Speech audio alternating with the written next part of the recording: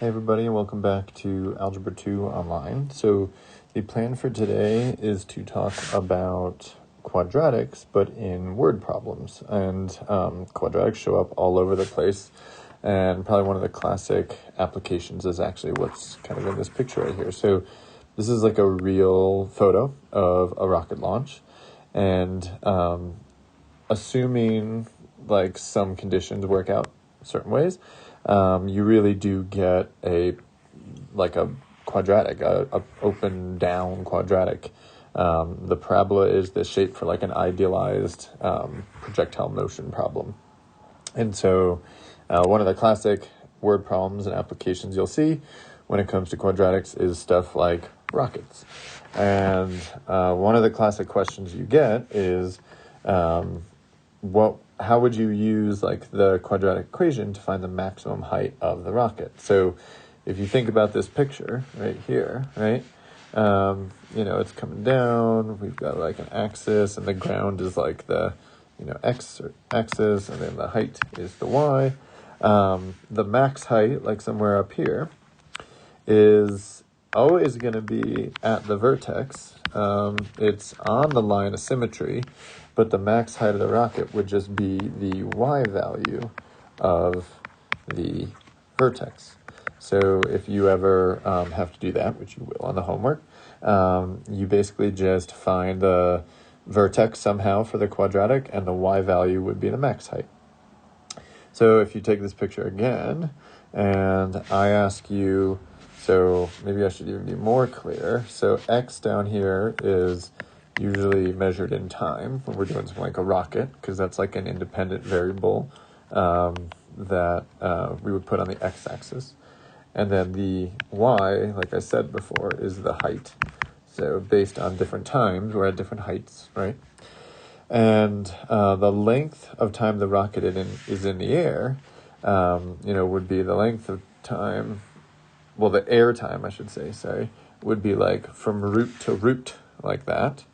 And so if you have it centered if you have the launch at the origin, then the length of time would just be the second root over there. I'll call it like root number 2. But if it's not, you can always just do root number 2 minus root number 1, right? And so like even if for some reason the rocket launches like at a later time, like maybe it launches like 1 minute, like a 1 minute countdown or something, and it lands over here 4 minutes, then you just do 4 minus 1 equals 3, minutes or whatever the units are. So you can always do the difference between the roots for the length of time it's in the air, and the max height would just be the y value of the vertex. So I want to just do, I think you can do the rocket ones, honestly, without much help. So I wanted to do a word problem where it's not a rocket problem. It's a quadratic problem, but it is just kind of different than the rocket ones. The rocket ones are typically kind of clear after you think about them in terms of like the stuff I was saying over here. So if we just read this, so it says you have 300 feet of fencing available to enclose a rectangular yard. This is my rectangular yard along the side of a river. Here's my river. Maybe we'll add some color. River. Shown in the picture below. And the first question is, what two-dimension options are there that will produce an area of 10,000 feet squared? And then the second question is, what is the maximum area that can be enclosed?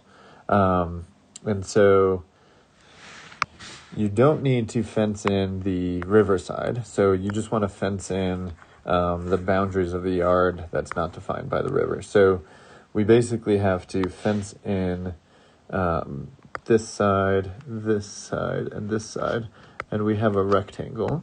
So we know that like this and this are congruent.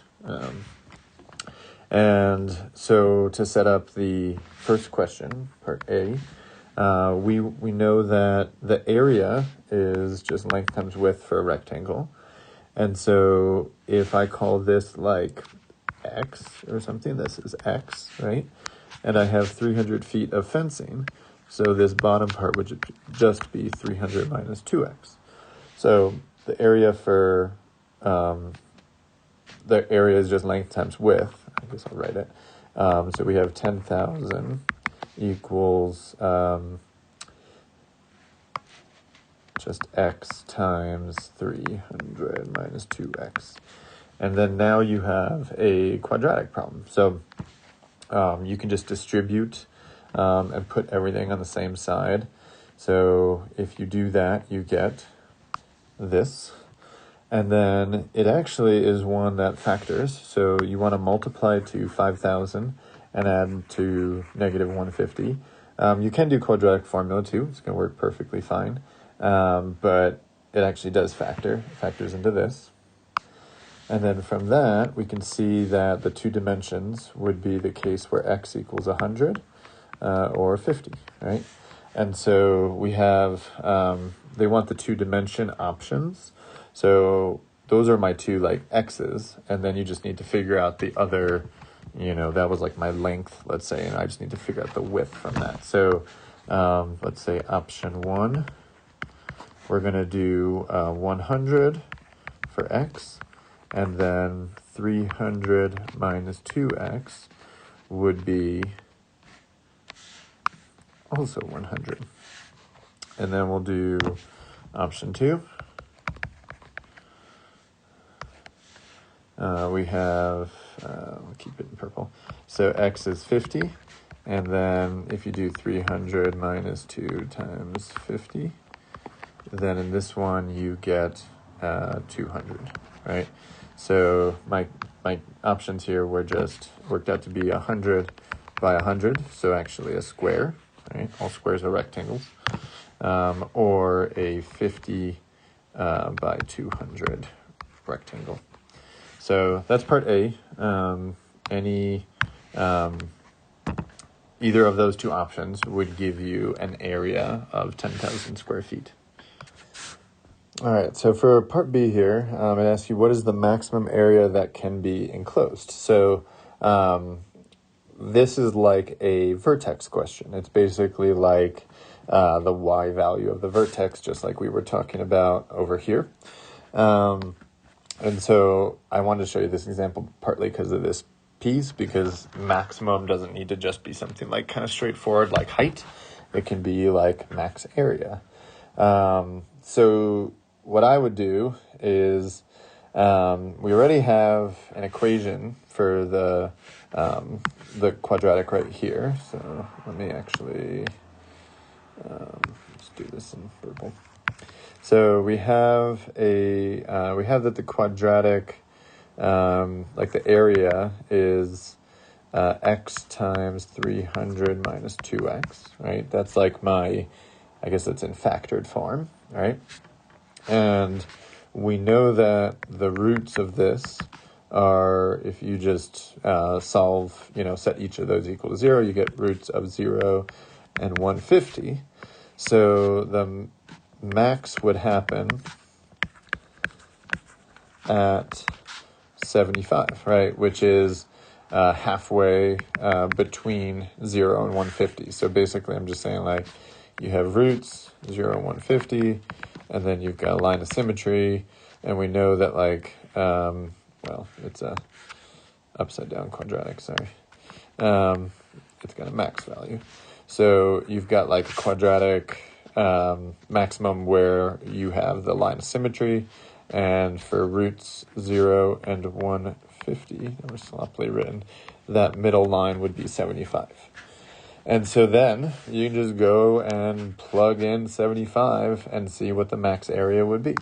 So area equals 75 times 300 minus 2 times 75. And if you solve that out, you get 11,250 feet squared. And I probably actually should also have gone over here and added like units. It's good when you're doing application problems. Everything was in feet, okay? But that's just another example. You have a bunch of different word problems on the homework, and there's some rocket ones in there which are kind of like this. There's some like random kind of area problems that are in there. And there's some other ones that, when you get to them, they don't use anything that you haven't learned. It's just like you might have to be kind of clever about how to set it up. So some of them, a lot of them use something with like the vertex or the roots. Those kind of things are like the common pieces of the quadratic that pop up as per like answers for the word problem.